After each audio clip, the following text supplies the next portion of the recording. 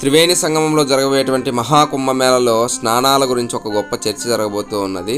అది నాగసాధువులు మరియు అఘోరాల మధ్య ఉన్నటువంటి చర్చ. ఏమంటారంటే, నాగసాధువులు షాహీ స్నానాలు చేస్తారు. వారి యొక్క మొదటి స్నానమే రాజస్నానం అంటారు. వారు చేసిన తర్వాత ఇతరులు స్నానం చేస్తారని చెప్పేసి ప్రతీతి. కాకపోతే అఘోర బాబాలు ఏమంటారంటే, మేము మొదట నాగసాధువుల కంటే మొదట మేము వెళ్ళి అది యొక్క త్రివేణి సంగమం యొక్క నీటిలో మా కాలు బొటన వేలతో పూజ చేసిన తర్వాత నీళ్లు చల్లుకొని మేము వెళ్ళిపోతాం, తర్వాత నాగసాధువులు వచ్చి స్నానాలు చేస్తారని చెప్పేసి వారు చెప్తున్నారు. మరి దీంట్లో ఏది నిజం మీకు తెలిస్తే కనుక కామెంట్లో దాని యొక్క వివరణ ఇవ్వండి. ఇప్పుడు పోలీసుల పర్యవేక్షణలో వస్తున్నటువంటి మహంతే నాగసాధువుల యొక్క పెద్ద మహంతు. ఈ నాగసాధువులు అనేటువంటి పరంపర ఏర్పాటైంది మనకి ఆదిశంకరాచార్యుల యొక్క హయాంలోనే. మనకి ఈ నాగసాధువులు ధర్మరక్షణార్థం సనాతన ధర్మరక్ష పోరాటకులై వీరు ఇంకా ఈ యొక్క పరంపరని కొనసాగిస్తున్నారు. కొన్ని లక్షల మంది దీంట్లో సభ్యత్వం పొందినటువంటి మొదట నాగసాధువుల పరంపర ఏర్పాటైంది మన కాశీలోనే.